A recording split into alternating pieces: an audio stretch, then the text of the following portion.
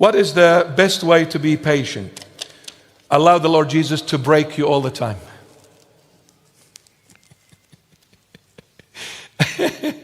Oh no. Did I say that? I'm in trouble now. He's going to have to be breaking me a lot. Patience can only come when we begin to understand who we truly are. Patience can only come when we truly begin to understand who we truly are. And what I mean by that, when everything is fine with me, when everything is going right with me, I'm in good health, in good shape, financially I'm sound, everything is going beautiful, the business is booming, everything is going right. I will not be patient about things because I see that I am successful. I see that I am doing, wow, amazing. And I am really progressing. I'm very prosperous. I'm successful in everything I do. So I expect things to be done when I want them. But when I fail, that failure, it's like hitting on the brakes. Instead of flying down the highway, I hit on the brakes and start thinking, wow, after all, I'm really nothing. See, that nothingness leads you to greatness.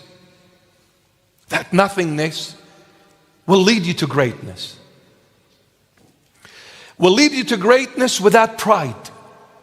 Because you see, when the Lord breaks a person, that person is being humbled by the Lord Jesus. He will reveal to you how much capable you are, how faithful you are, how loyal you are, how wise you are. You realize that I thought I was, but that failure just revealed to me that it was all nothing but a fantasy.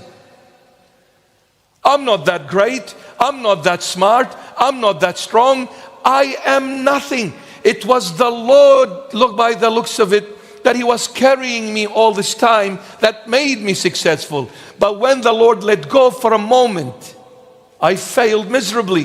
Why? Because the Lord wants to teach me that when you are successful, it is I, Jesus Christ, not you. It is I. When I gave you all this wealth, it was I. When I gave you this position, it was I. When I gave you this fame, it was I. Everything was the Lord.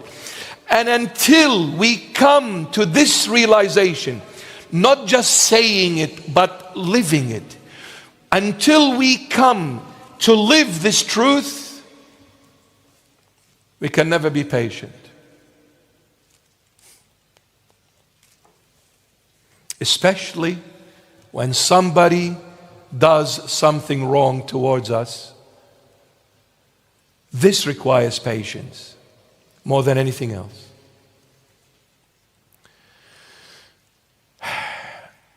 Any rushed decisions end up being wrong. Any rushed decision ends up being wrong. And why we rush? Sometimes, not always, but sometimes because we lack wisdom. That's why we rush. Wisdom is given by God and God alone. When you go to university and study whichever field it is, all you gain is knowledge. But to gain wisdom, that is a God-given gift. And for God to give you His wisdom, He must humble you. He must break you.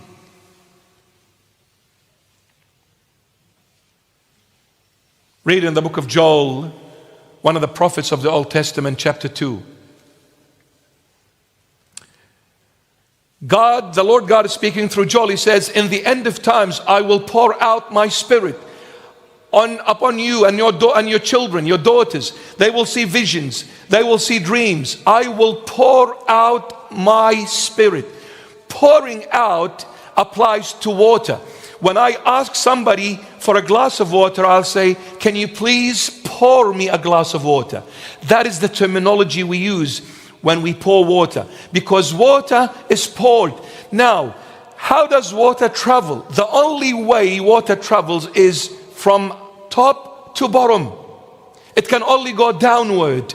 Water doesn't travel upward. It can only travel downward. When you pour the glass of water, the jug needs to be above the glass, because the water can only come down. The Lord God uses the same terminology when He speaks about His Spirit. He says, I will pour out my Spirit, meaning that I, God, will never give you my Spirit until you are down to earth, because I, God, as the Spirit, can only travel downward. There is no one above me to go upward. I can only come down. But I cannot come down on someone who is prideful. I can only come down on the humble one. And the Spirit of God, the Holy Spirit, is the source of wisdom. That's how you get it. The Spirit of God, when you are filled by the Holy Spirit, that's when you receive the wisdom of God. And the Holy Spirit is like the water being poured down. You cannot fill you unless you're humble. And you can never be humble as the human being until God breaks you. Until God breaks you. And when He breaks you, He makes you. When He breaks you, He makes you. When He makes you, after that break, you become wise. Wisdom allows you to hit on the brake, to be patient. Oh, so-and-so said this to me, I'm going to go and break their head. No, relax. So-and-so did this to me, I'm going to revenge. No, relax. So-and-so hurt me. God bless them. It's all right. Church leaders don't love me. It's okay. They don't accept me. That's fine. God bless them. I'll smack them when the time comes. It's cool, bro. Let's put the prawns on the barbie and have a good day. Why do you want to upset yourself because somebody said this and somebody did this? Who cares? It's a sunny day. Enjoy it with your loved ones. Move on. Leave it to God.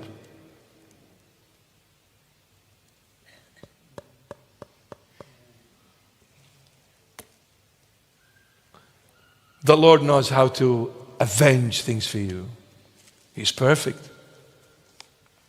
Leave it to God.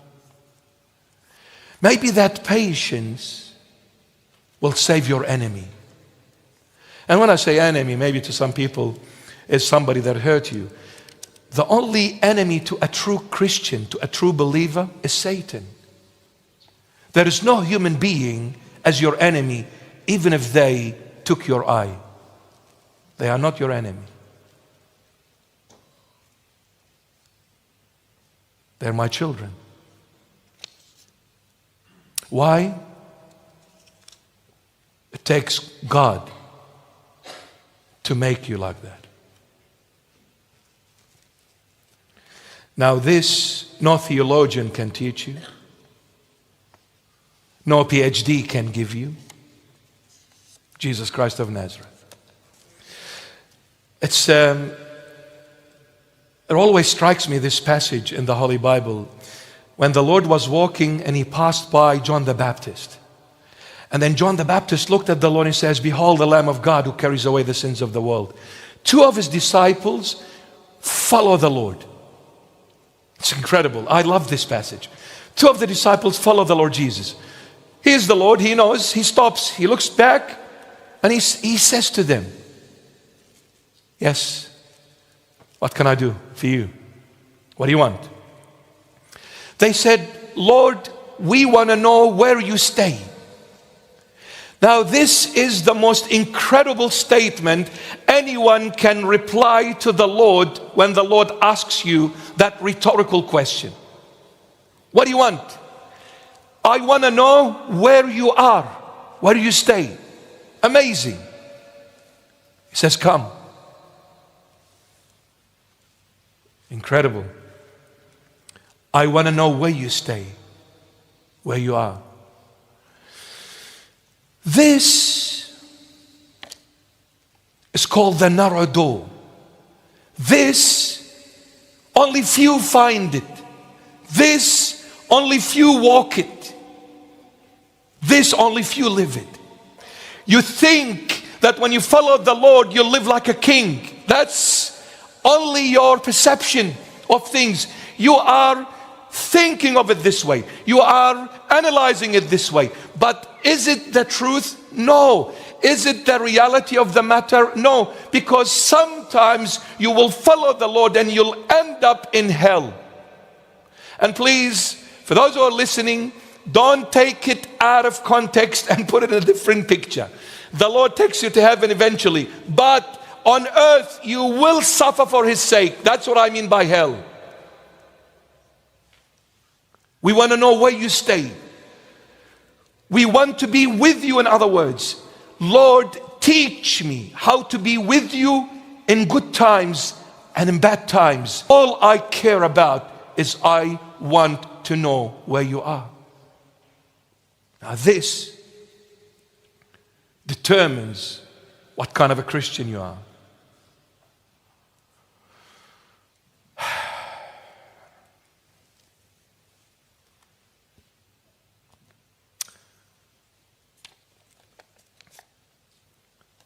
When you live with the Lord, definitely you're patient.